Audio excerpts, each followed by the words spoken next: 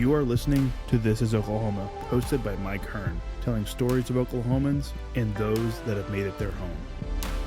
What's up, guys? Welcome back to another episode of This is Oklahoma. Mike Hearn here, host, back with another episode. Excited to share this episode with you today, but before we do, huge shout out to our sponsors. The Oklahoma Hall of Fame have been sharing Oklahoma's story through its people since 1927. For more information on the Oklahoma Hall of Fame, go to www.oklahomahof.com. And for daily updates, go to oklahomahof on Instagram and give them a follow. Our other sponsor today is the Chickasaw Nation. Now, the Chickasaw Nation have sponsored pretty much everything in Oklahoma. They're a huge supporter of Oklahoma. And it's an honor to have their name and their brand supporting this podcast. So a huge shout out to Governor Anatoby for supporting this podcast. It really means a lot. This episode is brought to you by the Doghouse OKC. Recently, I have been in need of some doggy daycare for my two pups, and the Doghouse have come in clutch. The team over there are incredible.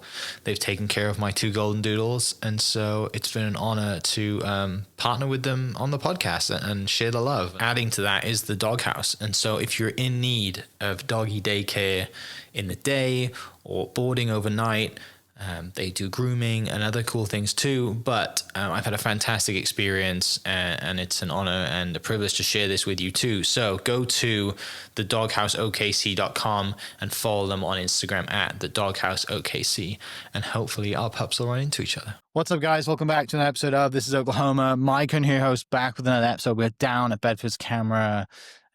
Thankfully, you can't see behind the camera because there's a lot of stuff here that they've been unloading from PhotoCon. Just had a great PhotoCon weekend. Shout out to everybody who showed up because it was awesome. But today's like a selfish episode because I get to nerd out about golf, which is awesome. But great pleasure of mine to introduce you to our guest today, Mr. Gabe Gudgel, who's Stillwater native, big golfing family. And probably has one of the coolest jobs as far as like most golfers would think. You get to travel around seeing great content and all the best things, right? I'm excited to dive into it. But you're headed to the airport. Let's talk about that. Like I snuck in real quick before you're about to catch a flight tonight. Where are you headed? Where are you headed to? Yeah, perfect. Headed to San Diego tonight for a quick trip. 3 days out there to all the OEMs. So I'll hit up Titleist, Callaway, Cobra this trip. You know, it's really cool out there. They have, I think, Kingdoms out there, obviously, as well. And it's just a sweet spot to be and see all the new clubs, the new gear coming out. The facilities are awesome. We do a lot of stuff with Cobra at La Costa. Okay. Where the Cowboys just won, which was cool. Yeah. So yeah, no, it's a fun trip. But yeah, I got this week, San Diego, and the next week actually headed to Boca Raton to interview Luke Donald right at Oh, Which sick. would be sweet. So see your boys. Okay. I have a buddy of mine who's been played a little bit of golf with him at Bears Club and just said he's like the nicest guy. I'm pumped. So that'll be fun. Cool. Not very nice. His Halloween outfit was pretty trash. I just saw that. I mean, I was not impressed. I was like, come on. If you're gonna dress for Halloween, you should put a bit of effort into it. That was hilarious. I didn't get the thing. But so the main gig is video editor, right? For Golf Week magazine? So that's it. Yeah. So I have my own production company based in Stillwater, but I've been a contract with Golf Week, USA Today Sports for about 6 years now. And so it's truly been one of the biggest blessings I could have ever asked for. It's a job that you don't really believe that's out there. You know, I started as a video editor back in 2019, got hired from a guy who was a mentor with my old boss at the O'Calley at Oklahoma State. Shout back out in to the O'Calley. 90s. Yeah. Shout out O'Calley. And through him, I met this guy that basically became my boss for a couple of years, and I was a video editor under him. And then once he left, I basically moved into video production. Okay. And so for the past 4 years, just kind of go around to all these different golf courses, resorts, and film whatever needs to be filmed. So it's truly such a blast. Growing up in the golf space, being in video, it's one of the coolest blending of worlds. What gets you then into video from a young age? Got me into video. Yeah, what is that like takes you to video? I mean, naturally, you're obviously going to go to OSU, right? Absolutely. With your family history and everybody, and right, Dad played for OSU, senior Oklahoma State match play champion. Also, your younger brother's was the junior one at the same year, which is pretty epic. Totally. Big golfing family. So it was written on the wall that you were going to do something in golf, but why video? So video, it wasn't even really planned for video. My major was strategic communications, which I think earlier this year was voted the #1 easiest major at OSU. So shout out Stratcom. It's a great career path to go down. Really, it is. I graduated. I graduated in 3.5 years early, and I did a semester in Hawaii. So it was you can do. If I can do it, anyone can do it. What a degree! Seriously, yeah. They should sell that at like they really freshman orientation. Do you want to go to Hawaii? It was an awesome gig. So I went with one of my best friends. We lived in Hilo for 5 months, my sophomore year, and still graduated. So early, which was crazy, but didn't really know I wanted to be video. I did like the interview in high school, like the intercoms and whatnot, that type of thing. That taught me video editing software on Premiere, which I still use to this day. Shout out Miss Hoffman and the Stillwater High School. And from there, I kind of started doing weddings and whatnot in college, and kind of just grew it into a business after that. I got my first job right out of college at the business building at Oklahoma State. Yeah. Just doing small video production with them, saving up for a ring for my then girlfriend. Had to save up, quite a bit to pay for that. And then at 8 months into that, got the call to like, hey, do you want to come do this at Golf Week? And I said, absolutely, I'm all in. So that's when I started my production company, and I've been doing that ever since. So what was did you ever find out how Golf Week saw you? What was the connection to golf, Golf Week, I guess, specifically to, after you graduated? Truly the most amazing thing. Like I was just praying for a way out of where I was at to something, just anything else. And the guy who hired me was a video editor. He could have hired probably any video editor, but he needed a golfer because he needed to have someone discern between a 3-wood and a hybrid and a, sandwich, whatever it was. He goes, you know the difference between that? I'm like, yeah, no, I got that. I can do that for sure. Yeah. And so that pretty much is where it all started. And then slowly I was like, hey, I actually do production and whatnot. I can travel around, and I'm kind of a one-man band to all these places I go, and drone pilot as well. So I'll go get footage like that. But yeah, really the last 5 years. It started, my first trip with them, actually, funny enough, was 2020, March 12th to Bandon Dunes, the day the world shut down. That was like my first real trip. I'll never forget because it was the day that Rudy Gobert had that Thunder game. Yeah, Wednesday. That was the day I flew out there. I remember I saw a Kansas team was there, and I met a couple guys in the pro shop who said, hey, how you guys doing? They go, well, they just canceled our season, so we don't know what's so I truly thought for a bit I'd be shut down up at Bandon, which would have been an awesome place. Great. Thanks. You have like how many golf courses to go around? No, truly. But so yeah, that's kind of how I got started it, man. So wow, that's so cool to dive into all that stuff, right? And to go see the world, and absolutely, and you've got to go to the Ryder Cup, right? Oh You've my been gosh, to a lot of majors, and the Golf Week magazine, obviously the landscape has changed as far as whatever the medium is. People are consuming content now, but before social media, Golf Week magazine, Golf Digest, they were.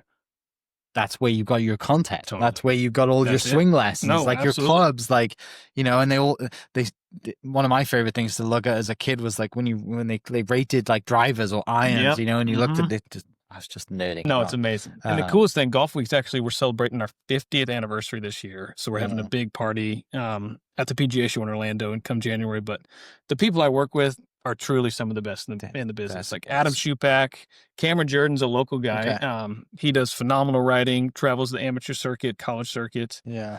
Beth Ann Nichols, LPGA, amazing reporter on the women's side of golf. David Dusek, who I'm going out to San Diego with, he's our equipment guru and knows just about everything there is to know about a golf club. Yeah. So truly, all the people I get to work with are top notch, and so it's. You guys have a podcast? We do have a podcast. Say, do you need one? What was it? No, seriously, yeah. So actually, I'm almost always on the other end. So I edit a podcast actually 2 times a week out of Vegas. It's the only Golf Week thing I do. It's called MMA Junkie. Oh wow! And so literally, it's a whole nother realm, but it's under the USA Today kind of umbrella. Yeah. So I do that twice a week out of Vegas. 2 twin brothers that just know and talk about MMA. They've been doing it for 20 plus years. And then the Golf Week Raiders, who are kind of the raiders in the business and travel around to different courses, rate these golf courses. I do a podcast for them too. So yeah. No. That's an interesting world of rating. Absolutely. Right? Like there's so many, the criteria is pretty, and you've got to do so many golf courses, and it's mostly for retired people who get to travel around. Yeah. It's not, I assume it's probably not a very high, well-paying job. I mean, sometimes you have to go pay and play, and I get it, but you know, it is a fascinating world to dive into the ratings, and obviously you have personal opinion and all. I mean, there's a there's a golf politics world, and the course rating is one that it's crazy, man. Yeah, it's crazy, right? Seeing that world, just how much they critique a course and everything about it. It's a whole nother world that I had no idea about 5 years ago until you should be a rater. Wow. It's really easy to actually do it. You could totally. I think Kendall Dye asked me to apply for it one year. Oh, maybe it wasn't. I don't know who it was with, because she did it for a while. And there's a guy out of that she plays with, Jimmy Austin, an older guy. Nice. Can't remember what his name is, but he does it. And she calls him like America's guest, because he plays golf everywhere and travels. And I don't understand. I did like offhandedly was just like, okay, let me throw this together and submit it. Yeah. And I don't understand enough about the feedback I got was like, your golf IQ as far as like topography and golf course is like, it's non-existent, because they were asking about designers, and I'd like to play golf for sure. Right? I like playing golf. I like the stories around people within golf. But as far as like, you know, this design and that design, and I'm just like, that's never really been something that's like fascinated me. Totally. I prefer the story around it. Totally get that. No, absolutely. Yeah. The people who I've met in this, sometimes they don't even play golf courses unless it's by, a certain designer. Right. Hey, it's their prerogative. They love to do it.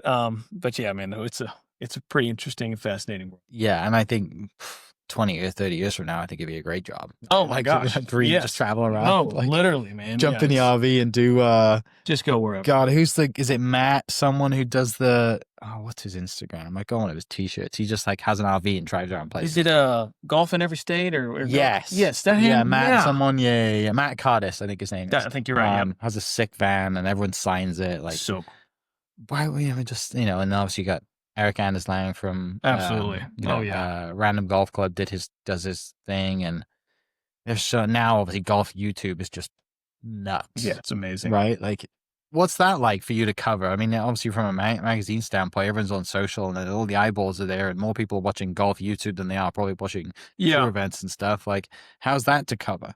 It's been fun. So we're actually kind of starting to do some more long form content on our YouTube page and working with David and equipment side of stuff.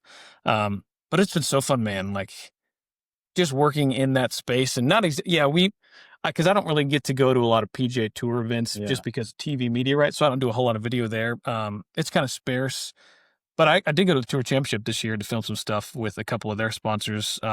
Work with, like they do bunch of stuff with kind of local communities there. So we were highlighting that, but, man, it's been so fun just to see, like the whole golf. I mean, what am I trying to say? The whole space of golf has just become more open and truly just fascinating than it was even 10 years ago when I was in high school. It wasn't the cool thing to do. No, I'd say, 10 years, I mean, even when you played, but now it's like, I think it's very much changed to where people want to do it more than they probably ever have, especially in the younger generation. And YouTube golf has no question been a part of that. Yeah, what's interesting too is like Oklahoma is such a golf state. Oh my gosh, you talk about YouTube golfers, like so you got Brad Dahlke's kind of moved into YouTube golf. Luke Kwan, both of them, both played at OU, and you're diving into the social side of things. But also like the stories and the golf courses that we have here, right? And Perry Maxwell and all the other things, like, and I'm not a huge fan of the Dornick redo. I think they destroyed it. I love trees. I love hitting between trees. I think they should have taken some out, not all of them. But like there is so much love for golf here. And then you go back and you talk about like Susie Maxwell, right? And you talk about Lincoln, the history of Lincoln Golf Club and hosting all these events, and it's rich, really rich. So, and obviously Oklahoma State is a golf school. Absolutely. And I mean, even Oklahoma, man, just what they've done in the past 10 years, the program they've built, Ryan Hibble. I mean, it's so awesome to see that we have two really top 10 programs in the country. And with Tulsa coming back, we'll be really Tulsa's cool. back, I love which is nuts, right? I love that. I mean, a friend of mine's the golf coach at ORU, and they just hosted the Clarico at Southern Hills. And he's like, do you want to come up? I'm like, I wish I could. Unfortunately, it was the very one I had the podcast and I was a little busy, and then I see like the results and the people that are there and the teams, and one other friend was up there and he's like, that's what's the beauty of like amateur golf and college golf, is that for the most part you can get up close to these kids and see them and see them perform, and then next year they're on tour, like so wow. it's nuts how good they are. Yeah. You know, like it's hard to explain, you know, to your average club golfer of like, you know, they see their club champion, right? Or though one of their friends that they might play with on a scramble or from member tees or whatever is, you know, shoots 500. And like, oh my gosh, you're really good. But the level that like the kids are at, Yeah, and then the level that the tour is at even above that, it's really hard to explain. It's insane how good golf is. Yeah, I've heard someone say one time that Oklahoma, besides the coastal states, like they said, we're probably one of the best. Like we pack a punch more than, you know, besides, you know, because we can only play. I mean, I tell people we can play probably, like 48 weeks out of the year almost. Yeah. Maybe, you know, a few weeks here and there we can't play. But for the most part, we get like solid 8 months. Yeah, absolutely. You know, and then the other times it's dormant, but like it's still, Yeah. it's not like Iowa where our brother's at. Yeah. But for what we have, I mean, yeah, the level of amateur golf, junior golf that we have with the OJGC, I mean, it's amazing. My crowning moment in junior golf, I beat Austin Eckroat by 1 at the greens. At the greens. Beat him by 1 to win the and my brother hates and loves it when I tell this story. I always told him, I said, hey, I don't care if you win the Masters, but if you never win the COAC, the Central Oklahoma Athletic Conference Championship, I'll always have that on. Always have that on. Did I win in a scorecard playoff? Maybe. Doesn't matter. Maybe. Do I have have the a medal? trophy. Yes. Yes, you have a medal. He does. But seriously, seeing Austin and I mean everyone else just from Edmond North and all over, it's been pretty amazing. So, and I think is it this week or last week they got the induction for the Golf Hall of Fame. I think is coming up. McGraw's been inducted. Willie Wood's been inducted. So cool. There's some other really great people on that, and I also McGraw's book is like a coaching Bible. Oh man, yeah, no, it's so good. He's amazing. His podcast is awesome too. I love listening to that show, and yeah, no, he is pretty amazing. It's so graceful. Like, yeah, I'm a big fan. Yeah. So first day is abandoned in 2020, March of 2020. What happens after that? Well, how does life evolve? How does the job evolve? And you talk about drone work. You know, what are some of the highlights in the last 5 years that you've got to do and stories you've been able to tell? So yeah, one of the crazy thing is that after Bandon, world shuts down. I remember on the plane flying up there, and like I saw someone wearing a mask, you know, and I remember getting scared, like, wait, someone's wearing a mask, you know, back before, like everyone wore a mask. You're just like, wait, what? Yeah. And then sure enough, like, oh my gosh, okay, no, they're just doing that for precaution. So yeah, like truly, I flew up there that day, left Oklahoma, and got to Oregon, and the world was different coming back. I was supposed to get married. We still did get married on the same day, April 26, 2020. Went from having 300 people to 15 people. Wow. Got married in my in-laws' backyard in Edmond. So cool, so intimate. Yeah. Never forget it, like it was supposed to happen. But yeah, so quarantined for 2 weeks right when I get back from Bandon. And yeah, tried to figure out, life after that. But my wife and I got married, thankfully still.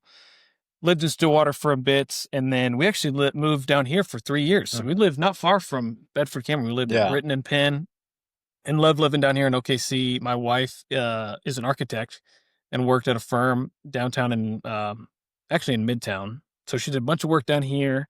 She now is self-employed and works for a firm out of Edmond. She's actually working on a prayer chapel at SNU. Okay. So super cool. Small world. Love Southern Nazarene. And so that's what she does. She's amazing. She's an artist as well. So she actually, if you ever go to the Skirvin, Pearl Mesta is the award-winning restaurant there. She has a couple of her art pieces hanging when you walk in. Okay, Chef Black's a friend. So shout out Chef Black. Absolutely, in Pearl Mesta. So really cool. Yeah, Julie's amazing at what she does, but work evolved. 2020 didn't do a whole lot. So I think I went to Pinehurst that fall. Yeah. Actually, one of the coolest guys I got to work with was Steve Scott. He was our director of instruction for years. Steve Scott lost to Tiger in the 96 USAM, 96 or 97 at Pumpkin Ridge up in Oregon. And awesome. He's a Florida Gator and played on, I think, 1 or 2 Walker Cup teams. And he's a great guy. He actually famously, he wrote a book about what he did. He told Tiger to move his mark back because Tiger moved his mark and he was going to putt with it. He said, hey, move it back, one of the all-time displays of sportsmanship in golf. Absolutely. Which is really cool. Right. So filmed some stuff with him down at TPC Craig Ranch that summer, I remember. And then, Pinehurst that fall, but didn't really start picking up until 2021. been to Sand Valley a couple times, filming stuff there. I've obviously got to go to Australia. I got to go to the Ryder Cup in Rome after that. And just telling stories of all these different places around the world. Yeah, Australia, I mean, the Sandbelt region, trying to get more Americans to come in there, which is truly, if you ever get to go to Australia, like the Sandbelt has some of the best golf courses. I mean, I think in the Southern Hemisphere, the best, but then just the world, it's amazing. So typically go to San Diego every year to get all the new content for golf equipment. And then truly it kind of varies month by month. Okay. Like, my job, it's very spontaneous, which is just what I like. Like, I love the spontaneity of it. I'll get a call and say, hey, you know, we need you out here in whatever it is, Atlanta in a week or Salt Lake City in 2 weeks. And so it's kind of how I like to roll anyway. Yeah. And so it's an absolute blast, man, getting to do it. Do you ever think about doing your own like social media side of things now that you've been in, you know how the machine works, you've been in around the world? Like, there's so many, you know, creators popping up that have the talent, you know, that have the stories and the access. Yeah. Do you ever think about doing that? Absolutely. No, think about it for sure. And I'll probably just keep doing a little bit of what I'm doing and hopefully try to get some Just more into something on that. the Maybe side. something even with my brother, with my Yeah. dad, even like you said, they're even worlds beyond golfers than I am. I always say that they're better golfers than me, but I'm the best pickleballer in the family. Absolutely. For sure. You gotta have something over them, right? But yeah, I did win the Stillwater Country Club Championship before my dad, which I'll gladly take credit for. Yeah. So no, it's Your dad's fun. first Maybe initial something start with a G as well or not? his name Eric Gudgel. Okay, Eric no. Morgan. Yeah, yeah. Okay, so it's you and your But so brother. yeah, me and my brother, Okay, and my yeah. sister's Grace. So that's how we Okay, went. yeah. GGG. But my dad. Okay, you're actually Yeah. saying. So my dad didn't play golf at Oklahoma State. He played baseball. Oh, okay. So he truly Got you. He didn't start playing golf With the holidays? No, he No? played. He was a little bit older than Okay. them. I think he's even older than Josh. Yeah, still, but Yeah. he played baseball at this small JUCO called Connor State. Okay. Out like eastern Oklahoma, kind of like 30 minutes from Muskogee. He was a freak at baseball. He's really just one of the most gifted athletes I've ever met. Does he still have speed? Oh my gosh, yeah. Yeah. There's like I've met some of his teammates and so many people said there's no one else. He played shortstop and that he was the fastest. He could get the ball out of his glove faster than anyone and throw it to first. Like he was just a freak at that. So he played there for 2 years and then transferred to OSU. Maybe I think he walked on or played a little bit, but so he didn't even start playing golf till he was in his 20s. Wow. Okay. And now he's just, I mean, Yeah. well, we always tell him like, why did you not play golf when you were younger, man? It wasn't cool. Wasn't cool, exactly. Yeah. He played football. He was a starting quarterback for Yeah. Stillwater High and played baseball and then played that in college. But yeah, now he is absolutely wild at, So at golf. Grace is your younger sister? Grace, young sister, Okay. middle, yeah, and then in between Grant and I. So Grant's 9 years. Golfer younger as than me. well or no? She's not a golfer. No? Not a golfer? Mom, not a golfer. Okay. My grandmother, though. Okay. I think my grandma, Betty Edgley, played back in like 2019, played more golf than anyone in Payne County. Truly. She and love herself is pretty amazing. She, along with her teammates, were inducted into the Naismith Hall of Fame for basketball. Wow. Because she played on the Wayland Baptist team back in the early 60s, late 50s. They went undefeated for about 4 years. Yeah. So she's a freak of an athlete in her own right, played in the Pan American Games, ran with the Olympic torch.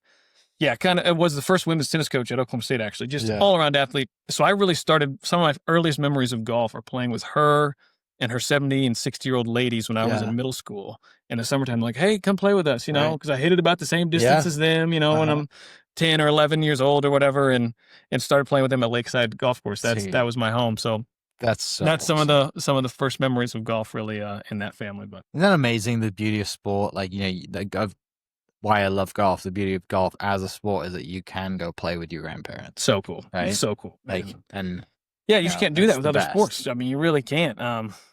She's still, my grandma's 84 years old and she still plays probably 3 or 4 times in a week. Probably because she played golf her entire life too. Like the health benefits of walking around a golf course. Amazing. Getting your 10,000 steps in. Amazing. Yeah. What she does. And she still takes it. We always joke, her and her friends take it so serious. I mean, I'm talking scorecard, print out her scorecard almost every day. Just, how'd you do? Oh, only had, 3 birdies today or 2 par, whatever it was. I mean, it's only broke my age by 1 today. True. Classic. It's amazing. So, that's the coolest thing about golf is that you truly can play it your whole life. So heavy golf family, shocker, heavy athletic family. talking of family, congratulations, you've got a little baby on the way. Thanks so much, dude. How about that? First one. You're also a doodle owner, so we share that. That's right. Like, absolutely. I think great training for a child. Absolutely. I would hope so, because I have 2 and they're queens and a pain in the ass. So I'm hoping that it's great training for whenever I decide to have kids, if if that ever happens. But yeah, do we know if it's a boy or a girl yet? Baby girl. It's a girl. It's so awesome. Okay, awesome. So baby girl on the way. Is your doodle a boy or a girl? Girl. Okay. So she's Daisy May. Daisy May for the dog. Yeah. And then we got the baby coming early March, it's due date, and Jane Eloise is the name. So we're so pumped for him. So dude, that's awesome. I'll be it'll be Gabe and his girls is what my wife started calling me. Gabe and his girls. It's hilarious. But yeah, I mean, no, thankfully it's been so great so far.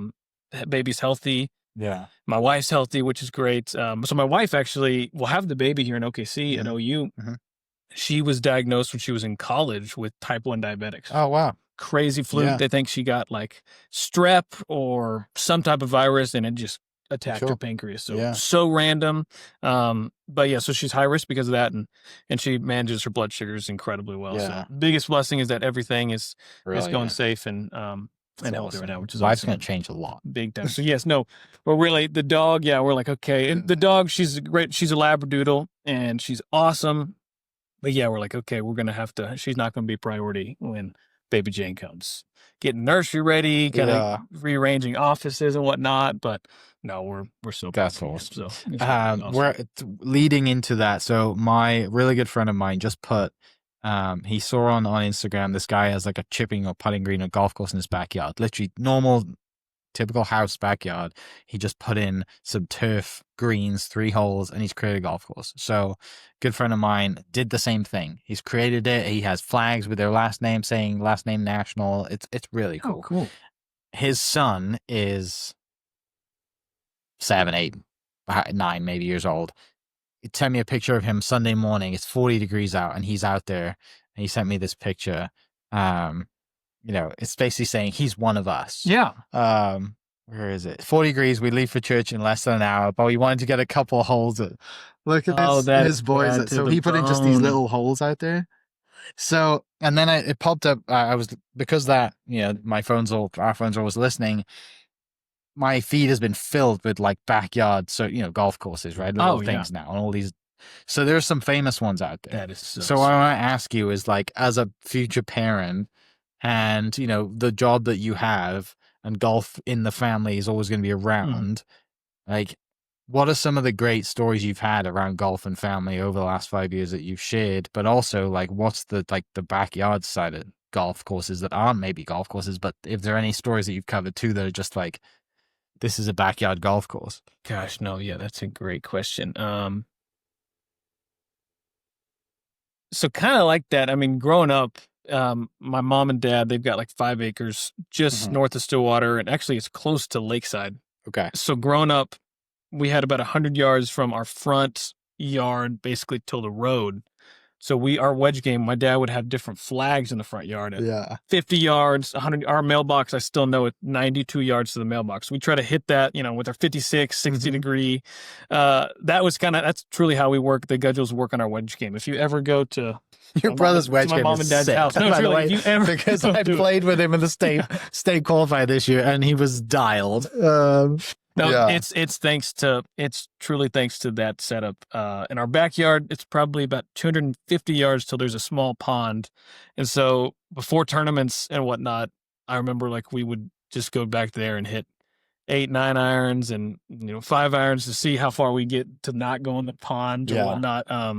So that's kind of been fun growing up, doing that. Gosh, other stories growing up. I mean, seeing my dad, watching my dad win the state senior amateur at Meadowbrook in Tulsa back in 2021. He won it. That was so cool. I love Meadowbrook. Meadowbrook's fun. Yeah, you talk about tree lined. It really is super cool how tree lined it is, but still strategic. I mean, it's not easy. I mean, it's challenging in a lot of ways, but seeing him win there was so cool. And again, he didn't play. Yeah, he really didn't even play competitively probably till 20 years ago. He's had a great year this year. Great year this year. Right? I mean, he's on the state team going down against Texas soon. Exactly. Crazy. Yeah. And doing that probably just because I qualified. I think he was the oldest who qualified for the state, which was really cool just to even do that.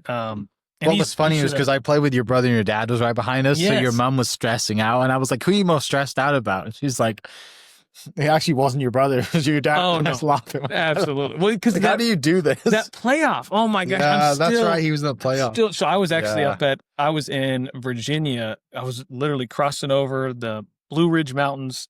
I was coming from a shoot at Virginia Tech. Yeah. Then I was going to this really cool golf resort called Keswick Hall just outside Charlottesville. So UVA plays there sometime. Okay. It was an amazing, amazing resort, like one of the nicest I've been to. And we're at this dinner. They're serving lobster, all this super fine dining, and I've got the Oklahoma Golf Association Instagram on the grainy footage. People are like, what are you doing? Because Casey was doing it live. I'm like, I gotta see if my dad makes the playoff. And then my phone died, and I texted or one of the guys at dinner, actually really awesome guy. I was like, hey, can you please check my phone died? Can you check the Instagram? I need to see if my dad made it. He goes, I think Eric Gudgel, he's in. So, dude, that was one of the coolest moments to see, a 57-year-old qualify for the state am and match play was awesome.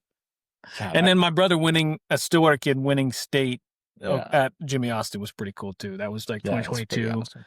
So that was it's been so much fun, man. Golfing with them, and now playing at Stillwater Country Club, which is such a great club, and Stillwater and the community there is amazing, and my brother-in-law plays, and so it's been super fun playing with the family. And my wife doesn't play, but I've already got my daughter signed up for the 2046 Oklahoma Women's Amateur or something like that. So I've already got that penciled in. So no, it's been so fun. But thinking about backyard because the reason I say that is because I'll show you one popped up on my Instagram. And it's like Sunset Golf. Let me look it up here. Sunset Golf. And look how good this is. Like, it's legit, right? This guy has created this golf. It's all in his backyard. It's in his backyard? I think it's in his backyard. Yeah, so he's put in, legit, right? Oh, my goodness. A lot of dirt work. People listening, go to sunsetgolf_GC. And so he's created like this, in his backyard. But I'm like, I wonder, there has to be so many, like, there's got to be stories like that of golf courses. Because the majority of what you do is cover just like drone and video and golf, like traditional golf, right? Yeah, I'm trying to think of like awesome setups like that. Man, cool. Because the coolest things I've like played like that are just, like short courses, for the most at resorts. But I'm thinking like backyard. Obviously, Jim Nance has his, Mark Wahlberg has his spot in his backyard. But Jason Days is epic. Jason Days, oh my gosh. They're actually, a cool, this is kind of wow. Ponte Vedra Inn and Golf Club, golfing. It's right next to the Players. Outside of Ponte Vedra, but I think it's Ponte Vedra Golf Club. There's a stretch of holes that are right on the water, or they're not on the water, but the homes are on the water, and it's right next to it because the real estate's so expensive. Better to have a home there than a golf course. And there's a story of one guy there who lives on the course who bought his neighbor's house, tore it down to put in a chipping green so that he can beat his buddies in skins or whatever. So that's kind of insane in that regard. But trying to think of, oh man, a cool setup like that. Nothing like that I've seen. My in-laws up in Edmond, their neighbor across the street, every 4th of July, he kind of does a makeshift little 3-hole tournament that we have in his backyard. But nothing to the extent of that's the beauty of the game, though, isn't it? You don't have to have an amazing golf course. Of course. You led into this transition perfectly. Your hole-in-one, Badlands 9? Oh my gosh. Talk about small golf courses. How mad is that place? I've only seen videos. The green's like the size of this table. Like, it looks stupid. It is ridiculous. That day, that place, Bob Parsons, what he made there is unbelievable. We did a video with him couple years ago when I was out there. Super gracious guy for having us out and telling us a little bit about his story, history, GoDaddy, the course. I think he said he bought that piece of land. It's something along this. He bought that piece of land for less than $500,000, and he's put over $100 million to $300 million into it. That's the level of excellence this place has, and just once you walk on that property, you are taken care of, picked up from the airport, Phoenix Harbor in a Sprinter van, taken, what can we get for you? Sparkling still, like the whole thing. It's amazing. Caddies were generous. So cool. But Badlands 9 was insane. I think the first hole I made a 10, and then that's easy to do. He has a here's a challenge there. I think any first time player, if you break par, he'll give you 10,000 cash. Oh, wow. And I think only 1 or 2 people have done it. Truly, and pro, it's open to pro, so I think pros have done it. But so hard, so difficult. And that hole is the 9th hole. And so here's the backstory on that. Was that your last hole of the day? The last hole of the day, Ugh. 9th hole, and I think that was the day I got there. Yeah, so I got there that morning, and so did a whole driver fitting and saw everything and all the new club technology that had coming out. And then I said, hey, let's go play Bad Little 9. So we go play it, and yeah, you can get around that, 30, 45 minutes. Such a cool track, but we get to the 9th hole, and it's kind of a postage stamp. I mean, it's a tiny little green. So here's the funny story about that. I hit my first shot, and I didn't have the right club. I had a 60 degree, and I knew it wasn't enough. So I hit my shot, and I'm like, oh, that's short. And it was short. I was like, okay, so it's not it. But I said, okay, let me get my 56 degree. Yeah. I said, went to the caddy. Why don't you mind filming this for me, please? Like, this is like, I got the right club now. Let me get this.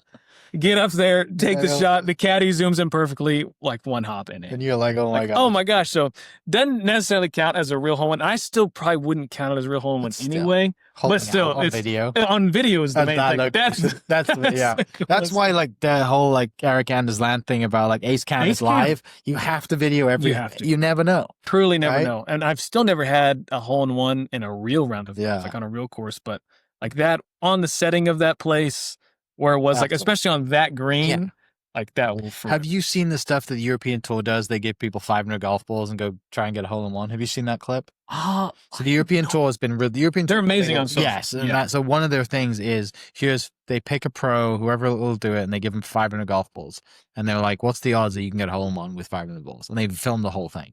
And so they've had Eduardo Molinari's gone through it. Wow. Rory and JT split it. They tried doing it together. There's some really, really cool videos of them doing this. And then the first guy, I think Andy Sullivan was the first guy who did it with like a 6-iron, which was legit. And he loses his mind, obviously, as you can. And they've done some really cool things. They've done like the Guinness World Record of like the fastest hole. They kind of picked 4 guys to do that. They've done, hitting the golf ball at a clay shoe. Yeah. They've done some crazy stuff. Their social is really good. Have you had a hole in one? I've had 5. Yeah, last one was at Golf Club Edmond. Which 15, 14? 15. Par 3 on the back. Let's see. Oh, yep. Over that little creek. Yeah. Yep. I know what you're talking about. That one, and then there's a short par 4 after that. So, 15? Yes. 14, oh 15. My gosh, that's like a par 3.5. So little 9-iron. Buddy of mine, Jason Smith, was playing with me, and he wasn't videoing, but he videoed like everything after I made it. And so he's like, it was so fun. But yeah, I've had 5. It's been really cool. Yeah. Haven't had one at Gladio yet. Buddy of mine, Blake, has had 2 at Gladio from the back box on 9, which is insane. Oh, that's deep. It's like 240, and he made it twice.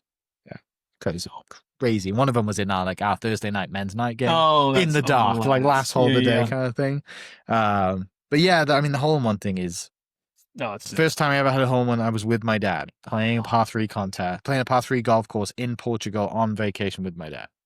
And we didn't see it go in because it was like a blind kind of shot, and I like made it. And I'm like, it's like golf and family, cool memories, right? Oh, it's like just the best. I watched my dad. I think it's still his only first hole in to this day. Yeah, it was a few years ago. Me, my brother, and my dad were all playing. Kind of a wild sequence. Him and my brother he was out of it actually. He was probably down by 3 or 4 after the front 9, and comes back, birdied, I think, 2 holes in a row, and then gets the par 5, 15th on the back, little dog leg right. Yeah. Hits it to a foot for double eagle, like almost makes a 2, taps in for eagle, gets to 16, the par 3, dunks it. Where's the pin? I think middle front, like on left middle. Yeah, because right of that's dead. Oh yeah, dead. One of the dead houses truly left. Yeah, and back to back eagles. I think it still's only one, but seeing that, that was pretty insane. Like almost went 5 under. And then short par 4, 17. 17, yeah. Yeah, you're like, just hit it right. Like just anywhere over there is fine. Hit it to 13, right? Yeah, you'll be fine. But no, yeah, that was a sick Such memory. A good feeling. No, it truly is. I've only had a hole in one in disc golf, not in real golf. So you played a little bit of disc golf? Played a little disc golf. Oh yeah, I love Boomer and Stillwater. Hoyt Grove and Store. Yeah, it's super fun. I just play kind of in the summertime with a few buddies, but it's kind of sad. I've been playing golf my whole life, and I've got more hole in ones in that sport than this. But it'll happen. It's so fun. Golf Club Edmond. Also, Golf Club Edmond. I love the new golf. It's not a redo, but Golf Club Edmond looks great. I've got like such a love-hate relationship with that course because you hit 6-iron off the first tee, and it sometimes can still go in the water. He played in the winters rock hard. Exactly. But no, that place is so fun. I got a good buddy Hunter who used to work there, and Warren Cunningham actually was the pro out there. He was the pro at Lakeside when I was growing up, and so. But no, that's such a fun little public trip. What about there's a great photo on your Instagram of I probably said looks like Golf Week HQ with all. Where's that? Oh, gosh, where was that? That was at the PGA show. Okay, so like, reason I want to add, what are the greatest things you've seen on your travels as far as like member guest gift or just little like logos? I mean, what stands out as far as like who does it the best? Because there's so many, and now so much competition between member logos and all the things, and like and the story around some of the things. So that picture of the wall of bag tags was like, oh my gosh, that's amazing. Totally. Well, this Pine Valley hat that you just brought back from New Jersey might be the coolest logo in golf. Not gonna lie. Sleepy Hollow's probably got one of the coolest logos in golf. Headless. I was up there, probably a few years ago, filming some instructional videos. I haven't played it. That's a course like Is that the worst part of your job? Is you get to go to all these beautiful places and you don't play golf? And sometimes, most of the time, like I'll bring my clubs, just because you don't know. Yeah, for sure. I'll bring them just to. Do you have a club deal? You have an equipment deal yet? No equipment deal. No, my brother does, but no, not me. No Circle T's in the coming out. Circle T's, but no, man, it's been so fun still, and Sleepy Hollow's got an amazing logo. Like all the dream golf destinations. I mean, Bandon, like Sand Valley, the new Lido course, like those places do it right. Like those are awesome buddy golf trip, destinations. All right, second question. Then where would you go on a golf trip if you were taking your buddies? Bandon's obviously, Pinehurst are go-to spots. They have everything. I actually just got a text from my buddy on the way over here. He called me. He's got one of the first preview play rounds at Wild Springs. Spring Dew down in Texas. It's one of the new tracks Tom Doak did. Wow. It's kind of like 2 hours northeast of Houston. He was like, hey, in 2 weeks, I got a tee time Sunday morning. You want to come? Like, I'll try my best to get down there. Yeah. But I think one of the best golf trips would probably be, I think Sand Valley. Sand Valley is really, really underrated in Wisconsin. Summertime up north is like maybe the best in the U.S. just weather-wise. A few golf courses up there? They got a few. They got Sand Valley, which is Corin Crenshaw. They got Mammoth Dunes, which is David McClay kid, who also did the first Bandit. Yeah. And then they have the Lido, which is one of the most bizarre golf courses I've ever played. It was they resurrected it. It died. It turned into a parking lot during World War II on Long Island. So that's where it's from, on Long Island. Yeah. And then this amazing guy named Peter Flory, who works out of Chicago, recreated it in a video game. Almost like inch by inch, recreated the entire golf course and put it, and he worked with Tom Doak, and they truly like put it in the middle of central Wisconsin. Oh my gosh. And a lot of people said it was one of the best golf courses of its time. Yeah. Like rivaled Pine Valley, Augusta National, and then during World War II just got leveled. Like I think Bobby Jones won a tournament out there or something like that. Like, I mean, pretty amazing. Bobby Jones. So a lot wild. So a lot of great courses up in Sand Valley. But I mean, gosh, even like closer to home, like Shangri-La is such a cool spot. That new Battlefield. I still haven't done it yet. I need to. I haven't been up there yet. The Battlefield, the par 3 course, I went up there last year with Cameron Jordan, one of our riders here in Mustang. And it's one of the best par 3 courses in the nation. I've played a few, and it packs a punch, man. It's 18 holes, which is also awesome just in that regard. Like Big Cedar's amazing, but you're putting out $150 to play 9 holes at Top of the Rock. So I had some guys, friend of mine, go up there probably 2 or 3 weeks ago, and there's different tee boxes, right? And what they did was they literally like rolled the dice on their app on their phone to pick where they were. So because it's hard to like, what do you go? On to the events or whatever, and they're like, no, we literally just did a random number generator, rolled the dice, and like then it. And they had a couple hole in ones too, which is really cool. Oh, I believe it. No, like that's I mean, even just for local, like that is such a great spot to go to. Easy to get to. Grand Lake's awesome, and no super, but that's the cool thing. It's just go too. Like life's too short, man. Like if you can get buddies together for a weekend, whatever it is, like you don't know how many times you're gonna get to do that. So definitely do it wherever it is. Moving in a different direction, you did Mid-South. Mid-South, so fun, man. So fun. I just signed up for the double. What? Yeah, No way. that's the first time I've said that out loud. Come on. Yeah, I did a podcast with Josh, which went out this week. Josh McCulloch, who does all their Oh my video gosh. content. Yes. Yeah. Who's Yeah. awesome. He's amazing. And he's like, hey, you've done the run a few times. Why don't you do the bike? And I was like, I don't have a bike. And he goes, well, we can fix that. And so me and Bobby are having lunch next week. Oh my goodness. But so I said, okay, well, if we're doing a story around it, I might as well go all in. I'll do the double. And I went up there on Saturday to see the start of the mega. And so I was up there hanging out with the guys. And I was just like, but you've done the bike. I haven't done the bike. So you've done. I only did the 50 though. I mean, I did still not do 50 miles. But I mean, that's going to be okay. The double, that's just a whole nother. Yeah, I'm an idiot. So No. I went from so the run is obviously the 50K run on the Friday. I went from I run like the Oklahoma City half marathon to like being an idiot and listening to David Goggins' video on Instagram and then signing up for a 50K. So like that's where we're coming from here. So I'm gonna I'm not gonna go for time. I'm just gonna try and finish. Oh, that is. But I need a bike. So.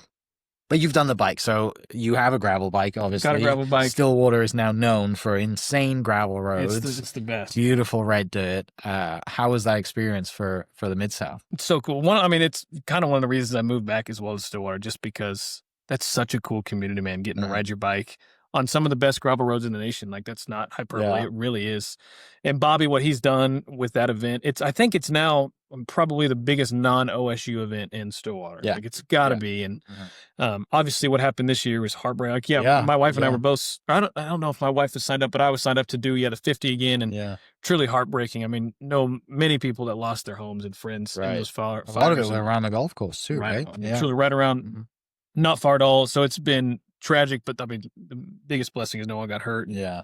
People are now rebuilding, which is awesome. But yeah, no, this will be so fun. I asked my wife, I was like, hey, do you think I can do it again? But our baby's due like 5 days. Yeah, so I was going to say that's exactly when. Probably. Yeah. I think I'll probably sadly have to sit this one out. I said, hey, you could be at the finish line. But no, I think it's probably best if I sit this out. Yeah. But the ride is so fun. So my wife did it with me too. And she had trained, I think she'd ridden her bike one time in 5 months. And she goes, I'll do it. I said, come on. Like, you're a Stillwater native now. You got to do this. Let's do it. She did it. And so I rode with her for the most part, and she got a flat tire. I'll never forget, and we had to change it. Yeah. And so we took a while getting to the finish line, but regardless, she can always say she finished. She did the 50, so we did that, and like it is so much fun. Eventually, hopefully, maybe next year, 2027, maybe she gets to do it again. But my dad has done the 100 probably, 5 times, 5, 6, 7 times. So he's okay. Good. He's really a freak at it. I mean, he's done it when it's been rainy, muddy,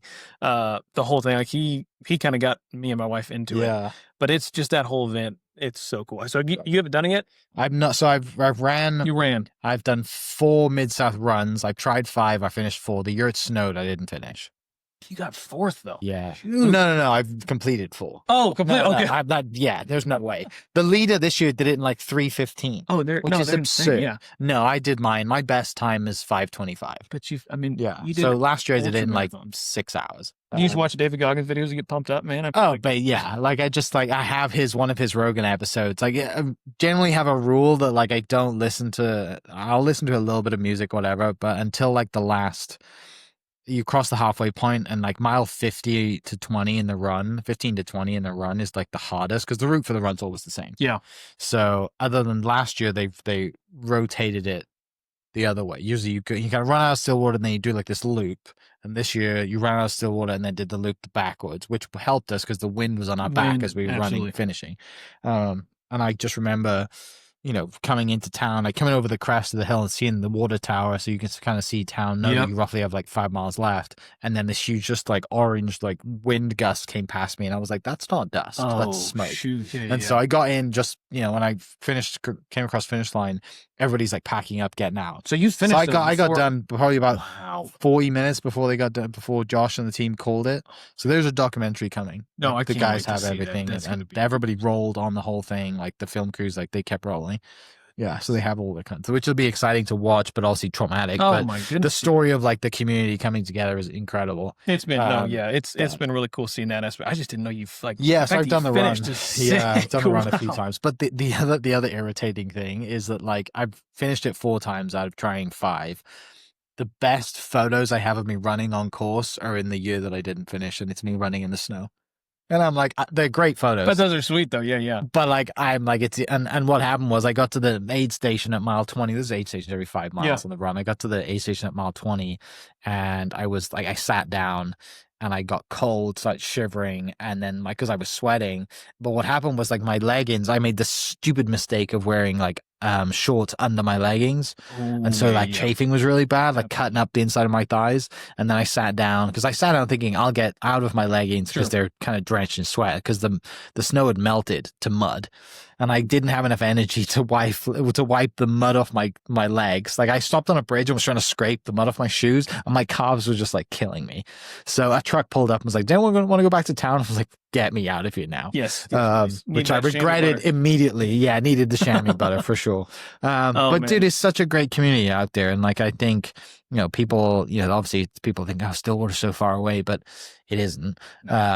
But also, like you said, you move back, and there's a reason you move back. There's so many cool people out there. It's not just college sports. There's so many things happening. No, there really isn't. Yeah, just that community. The golf too is amazing. Oh, it's so sweet. Yeah, I still haven't been actually out to Carson yet. Have you seen it? I need to. I haven't been yet. Really? No, I really want to go. Golf Week hasn't covered it yet. And we still have no. Yeah. I need to get out there and see what I've had some friends send me videos, and they say it's a practice facility, right? It's not really a golf. No, it's still the golf course, dude. Oh no, I mean it's just so insane. I mean, some good golfers know that are shooting 90s out there. Like it's that. Have you done a hoopie? Because a hoopie's like that, right? I was listening to that podcast, that golfers show. Oh, isn't it so good? He's talking about the animals and everything out there in the high fence. And, unbelievable. That's a place. No, I really do want to get up to and see that trek because it looks insane. Yeah, is it in the middle of nowhere? I think middle of Georgia somewhere. Yeah. But dang, it looks sweet. I went to a place I think it was outside of Hilton Head, but actually going back to golf in every state, my cousin plays at the Charleston Muni, which is one of the best munis in America. Yeah. And that guy Matt passed through. I was out there a couple months ago. We went and played this track, Chichezi Creek. Okay. It's another cork job, but right outside of Hilton Head, I think, which was again absolute blast. Kind of had that out in the middle of nowhere vibe. But a hoopie's another name. Like that's a place. That's an absolute bucket list. Have you done Boiling Springs? Haven't done Boiling Springs. Okay, we should do a trip out there because I need to go. I haven't done it. No, and I really want to go because the superintendent at Stillwater Country Club, Jeff, is now used to be at Boiling Springs, and he said no, it's absolutely worth the trip. And also, Don Seacrest was the designer of that course. Okay. His first course was a Stillwater Country Club. So there's a story there for sure. And whatnot, but no, really, I'd love to get up to Woodward and check I need to do that because I haven't been out there and heard amazing. Golfers Journal were obviously out there 2 or 3 years ago, I think. I saw Jared Gallagher went up to that. Jared's the best. No question. We played golf at Hillcrest a few years ago together in Bottlesville. Such a good Talk about an underrated course that place is, man.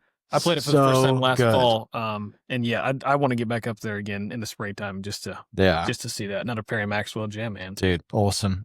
We could sit here and talk golf forever, but I know you got a flight to catch. Hours. Okay, finish with this one. If you only play one golf course in Oklahoma for the rest of your life, what's going to be? Sorry to leave you with that one because that's such a hard question. Golf course, man, that's a good question. Oh gosh, I mean, cliche answers, obviously Southern Hills, I think, for sure. Just because, what Gil Hance did with that renovation, it is unbelievable. I think it's, maybe the best championship course that the PGA has in its road. It's so, so good. The best closing hole in golf, arguably, you could say, with that 18th hole. So that's it's cliche, but that's probably the one. Another underrated gym, and that I really loved, oh my gosh, was Twin Hills. Really, I played that last year for the first time. Another Perry Maxwell, it was kooky and a couple spots, but that was so much fun. A great walk. I really enjoyed that place. Do you mostly walk when you go? I do typically. Okay. I typically walk for the most part. Pushcart Mafia. I actually know I got a McKenzie Walker bag. Oh, sick. So I just got one of those this summer, but I just love to walk. I feel like you see so much more. It's almost like I was actually hunting with my dad on Sunday was the last day of Black Powder, And there's a difference kind of between being in a blind when you're hunting and in a tree stand. Because when you're in a tree stand, you feel like you're a part of it. You feel like you're a part. Kind of the same way I feel like when you're riding a bike around a city for the first time, as opposed to being in a car. Yeah. You feel like you're in the city. You get to be a part of the city, hear the city. It's the exact same way I feel like when I'm walking on a golf course. Okay. Like I'm seeing the course for the first time. You know, like the designer intended it to be. And yes, I mean, if I'm trying to get around in the summertime, you know, in 2 hours, like, I'll gladly go do that and hop in a car. But yeah, I love walking. But I'd probably, I mean, say Southern Hills for sure. But shout out to Stillwater Country Club. It's a great track. Phenomenal for what it is. They had 73 NCAA championships there. Yeah. Ben Crenshaw won his third of 3 titles. I think him and Phil Mickelson have the most individual titles in NCAA. So it's such 73 NCAA. 73 NCAA, really? What? And I mean, the awesome thing about the Country Club, which is I was telling Chris Tidlin, our pro, said we have this who year. Also played one, like he qualified for the PGAs this year, right? What did he qualify? He won something, or sectional or something. Did win? I think it was a sectional. Yeah, shout out Chris. Chris is amazing.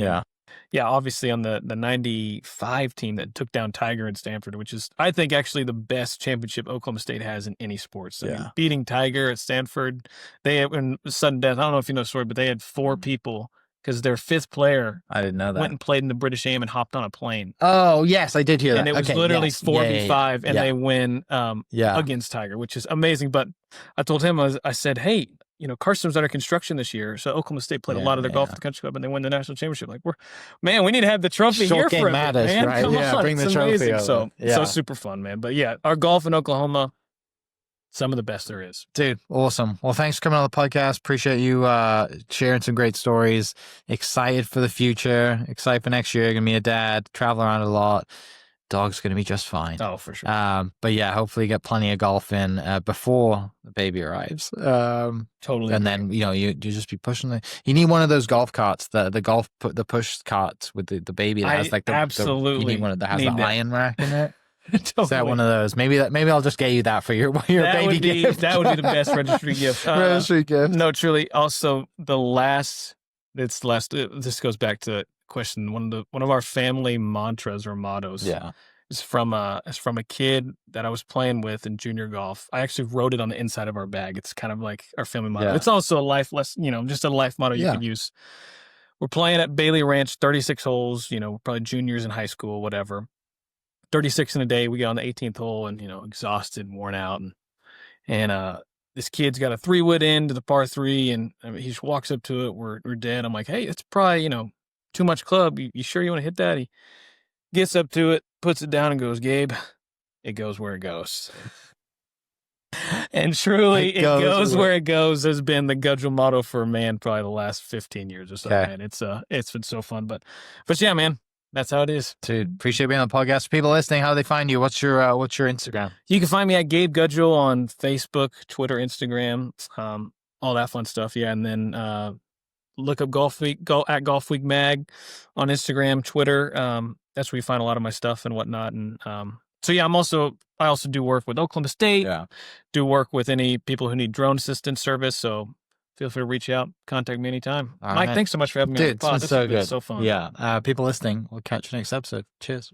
Hope you guys enjoyed that great episode. Thank you so much for listening. As always, huge shout out to our sponsors, the Oklahoma Hall of Fame, sharing Oklahoma story through its people since 1927. For more information on the Oklahoma Hall of Fame, go to www.oklahomahof.com and follow them on Instagram for daily updates at OklahomaHOF. Our other sponsor, the Chickasaw Nation, amazing sponsor. They do amazing things for the state, and they're always sponsoring something in Oklahoma. They're a huge supporter of Oklahoma, and without their support, we wouldn't be able to do what we do.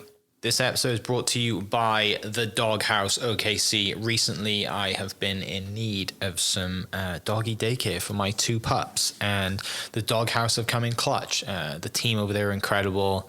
They've taken care of my 2 golden doodles, and so it's been an honor to partner with them on the podcast and share the love. And adding to that is the Doghouse. And so if you're in need of doggy daycare in the day or boarding overnight, they do grooming and other cool things too, but I've had a fantastic experience, and it's an honor and a privilege to share this with you too. So go to thedogHouseOKC.com and follow them on Instagram at thedogHouseOKC, and hopefully our pups will run into each other. Thank you for listening. We are inspired by those around us and hope that you are too. Make sure you subscribe to this podcast on your favorite podcast platform and leave us a review so we can keep telling your stories. For more great Oklahoma content, follow This is Oklahoma on Facebook and Instagram.